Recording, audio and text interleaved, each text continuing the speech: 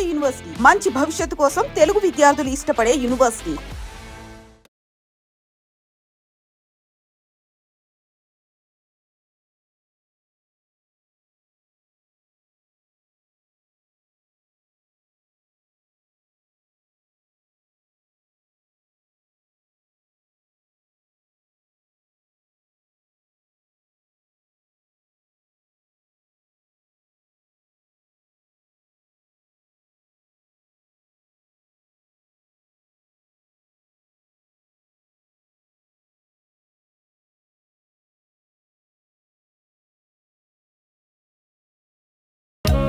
కృష్ణ నీకు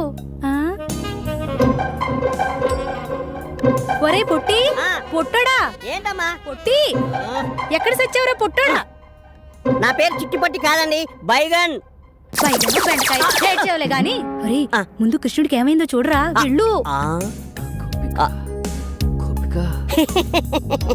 దీంట్లోనే ఫిగర్ అనుకొని ఫీల్ అవుతున్నాడు. గోపిక అనుకొని ఫీల్ అవుతున్నట్టున్నాడు.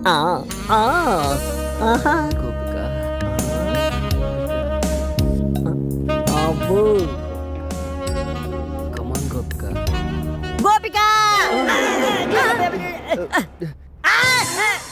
బంగారం లాంటి కళ చెదర కొట్టా కుదరా ఎదవా. ఏ నాన్న ఏమైంది? మంచినీళ్ళు ఏమన్నా కావాలా? ఇప్పుడే తెస్తాను. అమ్మగారు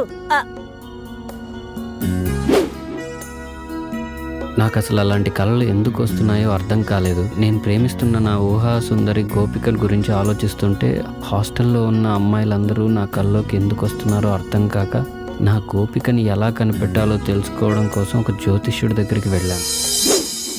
రామ్మా సుభద్ర, బయటకొచ్చి కృష్ణుడి గారి జాతకం ఎలా ఉందో చూసి చెప్పమ్మా. బాగా ఆలోచించు. అది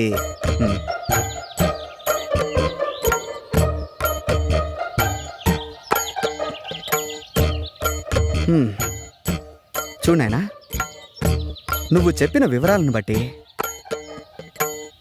మరియు నీ జీవితాన్ని క్షుణ్ణంగా పరిశీలించిన తర్వాత నీ సమస్యకు ఓ సమాధానం గోచరిస్తోంది. సాధారణంగా స్త్రీలలో మగవారిని ఆకర్షించే గుణాలను బట్టి మన పూర్వీకులు పద్మిని, శంకిని, హస్తిని, సిద్రిని అని 4 జాతులుగా విభజించారు. ఇప్పుడు నువ్వు చెబుతున్నటువంటి ఆధారాలను బట్టి నీ ఊహాసుందరి పద్మిని జాతికి చెందిన స్త్రీలా కనిపిస్తోంది. ఈ జాతి స్త్రీలను గుర్తించడం కొంచెం కష్టమైన పనే. ముఖ్యంగా వారి శరీరం నుంచి మగవారిని సంమోహితుల్ని చేసే ఒక రకమైనటువంటి పరిమళం వెదజల్లుతుంది. అవునా? కాబట్టి నీ కల్లోకొచ్చిన ఆ అమ్మాయిలు విడిచిన వస్త్రాలను వాసన చూస్తే నీ ఊహాసుందరెవరో ఇట్టే తెలిసిపోతుంది. సరే, జ్యోతిష్కుడు నాకు చెప్పిన పని చేద్దామని హాస్టల్లో అమ్మాయిల రూమ్లోకి వెళ్ళాను.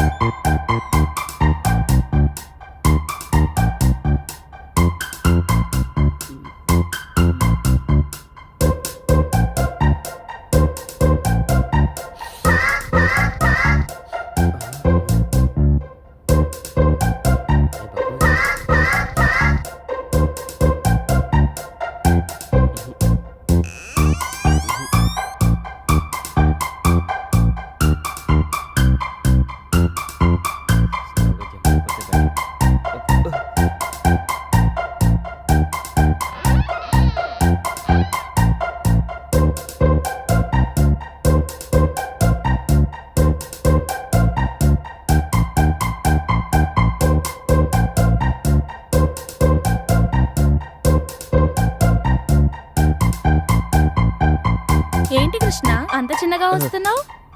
నేనని ఎలా గుర్తుపెట్టావు? చంద్రుడు రావడం వెన్నెలకు ఎవరైనా చెప్పాలా?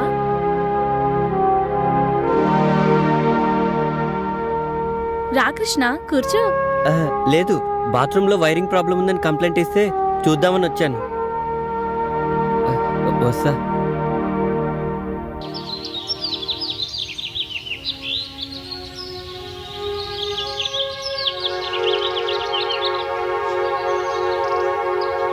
ఆగమ్మా, ఎందుకు? నీతో పనుంది. నాతో మీకు పని ఏంటి? తప్పుకోండి. ఒక్కసారి ఇది చూడు.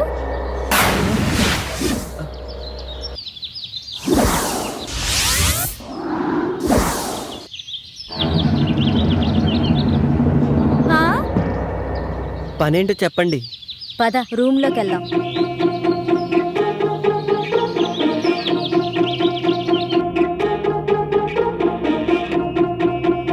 కూర్చో. మేము నిన్ను కొన్ని క్వశ్చన్స్ అడుగుతాం. ప్రతి క్వశ్చన్ కి ఆన్సర్ సరిగ్గా చెప్పకపోతే నువ్వు నీ వంట మీద నుంచి ఒక్కొక్కటి తీసేయాలి. ఆన్సర్ కరెక్ట్ గా చెప్తే మావి ఒక్కొక్కటి తీసేస్తాం. నేను ఆడను. నీకు వేరే చాయిస్ లేదు. సరే, క్వశ్చన్ అడుగు. నా దగ్గర 2 బాల్స్ ఉన్నాయి, అవేంటో చెప్పు. బాల్స్ అంటే నాకు తెలీదు.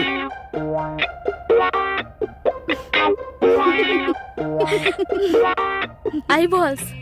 పని ఉన్నప్పుడు పెద్దగా అవుతుంది, పని అయిపోయిన తర్వాత చిన్నగా అవుతుంది. ఏంటది? అది అది అది అది కూడా తెలీదా? గొడుగు. చక్క విప్పు.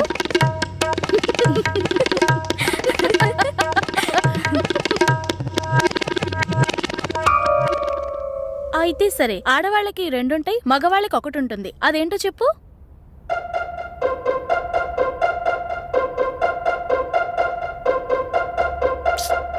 అది కూడా తెలీదా? ఇంటి పేరు. ప్యాంటిప్పు. ప్యాంటిప్పు. అమ్మ బాబోయ్.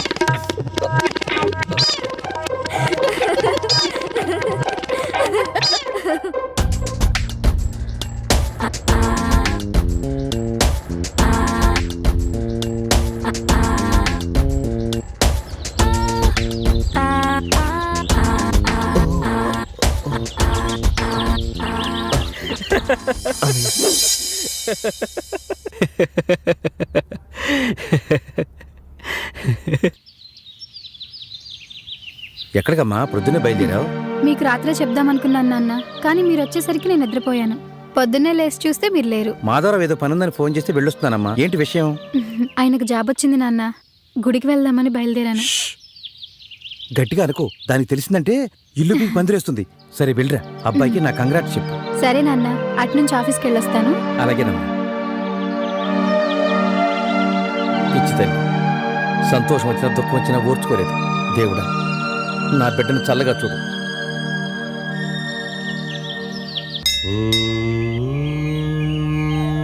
నమస్కారం అండి. రామ్మా కూర్చో. నిన్న సాయంత్రం అనుకుంటా ఎందుకో నువ్వు గుర్తొచ్చావు. ఏంటి సంగతులు? చాలా సంతోషంగా కనపడుతున్నావు. అవునండి, నిజంగానే చాలా సంతోషంగా ఉన్నాను. అంతా మీ ఆశీర్వాదం వల్లే. నాదే ఉందమ్మా, అంతా భగవంతుని దయ. ఎప్పుడూ చూడని సంతోషం నీ మొహంలో స్పష్టంగా కనిపిస్తోంది. ఇంతకీ ఆ అబ్బాయి పేరేంటి? అది మీకెలా తెలుసండి? మీ వయసులో ఉన్న అమ్మాయిలు మనసులో నవ్వుకునేది 2 సందర్భాల్లోనే. మొదటిది మనసుకు నచ్చిన తోడు దొరికినప్పుడు, రెండవది తొలిచూలు కాన్పుకు సిద్ధమైనప్పుడు. మీ విషయంలో మొదటిదే కరెక్ట్ కదా? నిజమేనండి. నా జీవితంలో ఇలాంటి సంతోషకరమైన క్షణాలు వస్తాయని నేను కల్లో కూడా ఊహించలేదు. అంతా ఓ అద్భుతంగా ఉంది. చూడమ్మా, శిశిరం వచ్చి ఆకులన్నీ రాలిపోయి మూడువారిన చెట్టుకు మళ్లీ వసంతం వచ్చి కొమ్మలు చిగురిస్తాయి. కొత్త ఆకులతో ఆ చెట్టు కళకళలాడినట్టు కష్టాలతో కాపురం చేసిన జీవితానికి సుఖాలు కూడా స్వాగతం పలుకుతాయి. ఇంతకీ ఆ అబ్బాయి పేరేంటమ్మా? అతని పేరు రాజా. నా అనే వాళ్ళెవరూ లేరు. నేనంటే తనకు చాలా ఇష్టం. మంచి మనసున్నవాడు. ఎవరూ లేని పిల్లలకు అన్నీ తానే అయి ఆదుకుంటున్నాడు. ఇప్పుడు నా కోసం ఉద్యోగం కూడా చేస్తున్నాడు. శుభం. మరి ఇంట్లో వాళ్ళు ఏమంటున్నారు? నాన్నగారు ఒప్పుకున్నారు. అమ్మకి మాత్రం ఇంకా తెలీదు. ఎలా చెప్పాలో కూడా అర్థం కావట్లేదు. ఆ ఒక్క విషయంలోనే నాకు భయంగా ఉంది. భయపడకమ్మా, మీ ఇద్దరికీ రాసిపెట్టి ఉంటే ఎవ్వరూ ఆపలేరు. ఎవ్వరినీ పట్టించుకోకుండా నువ్వేది చేయాలనుకుంటున్నావో అది చెయ్యి. నువ్వు అనుభవించిన కష్టాలన్నీ పోయాయి. ఇక నీ జీవితం చాలా బాగుంటుంది. అన్నీ మర్చిపోయి హాయిగా ఉండు తల్లి. సరేనండి, మిమ్మల్ని కలిస్తే నాకు చాలా సంతోషంగా ఉంటుంది. ఉంటానండి. అబ్బాయిని కలిసావా? మాట్లాడావా? నాన్న సరే అలాగే. అమ్మ స్వాతి, నేను మీ నాన్న మాట్లాడుతున్నాను, వినపడుతుందా? వినిపిస్తోంది నాన్న. అబ్బాయిని కలిసావమ్మా? కలిసాను నాన్న. నేను మళ్ళీ ఫోన్ చేస్తాను. ఎవరు? మా నాన్న ఏంటంట?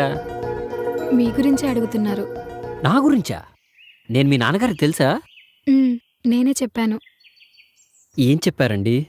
మీరు చాలా మంచివారని, హెల్పింగ్ నేచర్ ఎక్కువ, ఇంకా మీరంటే నాకు ఇష్టమని. చెప్పు చెప్పు, ఆగిపోయావే. నేనంటే ఇష్టమా? ఎంత ఇష్టం? మా అమ్మంతా. ఏమైంది? ఏంటలా ఉన్నారు? నేనేదైనా తప్పుగా బిహేవ్ చేశానా?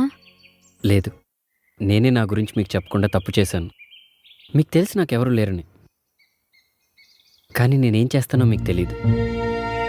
అది తెలిస్తే నేనంటే ఇష్టం ఉన్న మీరు నన్ను అసహించుకుంటారు. నేను ఒక దొంగని. చిన్నప్పుడు ఆకలి బాధను తట్టుకోలేక ఓ టిఫిన్ బండి దగ్గర కడుపు నిండా టిఫిన్ తిని వాడు పైసలు అడిగితే పరిగెత్తాను. అప్పటి నుంచి ఇప్పటి వరకు పరిగెత్తూనే ఉన్నాను. ఎప్పుడైతే మిమ్మల్ని చూశానో ఆ క్షణమే ఆగిపోయాను. మీరు ఒప్పుకుంటే మీతో కలిసి నడవాలనుకుంటున్నాను. కానీ ఒక్కటి మాత్రం నిజం, మీరు ఒప్పుకున్నా ఒప్పుకోకపోయినా నా పాత జీవితాన్ని పాతిపెట్టి కొత్త జీవితాన్ని ప్రారంభిస్తాను. ఐఎమ్ రియల్లీ సారీ అండి. ఈ విషయం మీకు ముందే చెప్పాల్సింది. అదిగో మళ్ళీ అండి అంటున్నారు. సారీ స్వాతి. మీ మంచితనం ఏంటో మరోసారి నాకు అర్థమైంది. నిజంగా ఈరోజు నా జీవితంలో మర్చిపోలేని రోజు. I love you Raja. I love you two. ఏంటి బాబాయ్, ఎక్కడికి వెళ్ళొస్తున్నావు? సరుకులు కొని తీసుకొస్తున్నాను రా. ఎరా రాజా, ఏదో ఎగ్జామ్ రాయటానికి వెళ్ళావు కదా, రిజల్ట్ ఏమైంది? కాయా పండా? ముందు స్వీట్ తీసుకో బాబాయ్. నోరు తీపి చేస్తున్నారు అంటే ఏదో గుడ్ న్యూసే అయి ఉంటుంది. ఒకటి కాదు బాబాయ్, 2 గుడ్ న్యూస్లు. రెండా? అవును బాబాయ్, ఆ రోజు నువ్వు అన్నావు చూడు, ఎంతకాలం ఈ వ్యాపారం, లైఫ్లో సెటిల్ అవ్వండిరా అని. ఆ వ్యాపారాలన్నీ మానేసి ఉద్యోగ ప్రయత్నాలు మొదలుపెట్టాను బాబాయ్. ఓ సూపర్ మార్కెట్లో ఉద్యోగం కూడా వచ్చింది. ఇక నుంచి ఇష్టపడి పనిచేస్తూ నిజాయితీగా బతకాలనుకుంటున్నాను. చాలా మంచి నిర్ణయం తీసుకున్నావురా. కష్టపడి పనిచేస్తే కడుపే కాదురా, మనసు కూడా నిండుతుంది. నీ సంకల్పానికి ఆ దేవుడు కూడా ఆశీస్సులు ఇస్తాడు. దర్జాగా ఉద్యోగం చేసుకుంటూ హ్యాపీగా బతకరా. అవును, మరి ఆ రెండో వార్త ఏంటి? నువ్వు వినాల్సిన అసలు వార్త ఇదే బాబాయ్. అన్న పరీక్షలో పాస్ అయ్యాడు, ప్రేమలో పడ్డాడు. ఆ అమ్మాయి ఎవరో కాదు, ఆ రోజు డబ్బులు పోయాయి బ్యాంకు. అవును, ఆ అమ్మాయి పేరేంట్రా? స్వాతి బాబాయ్. స్వాతి పేరు బ్రహ్మాండంగా ఉందిరా. ఆ అమ్మాయి రూపానికి తగ్గట్టు చాలా మంచి విషయం చెప్పానురా. ఆ అమ్మాయి ఉద్యోగం చేస్తుంది, నువ్వు ఉద్యోగం చేయబోతున్నావు. వారం రోజుల్లో ఎంత మార్పురా. ఎక్కడో ఉన్న అమ్మాయి నా టీ కొట్టు ముందు బ్యాగ్ పోగొట్టుకోవటం ఏంటి, అది నువ్వు తెచ్చి ఇవ్వటం ఏంటి, మీ పరిచయం ప్రేమగా మారటం ఏంటి. నిజంగా దేవుడు చాలా గొప్పోడురా. మీ ఇద్దరిని చల్లగా చూడాలి, సంతోషంగా ఉండండి.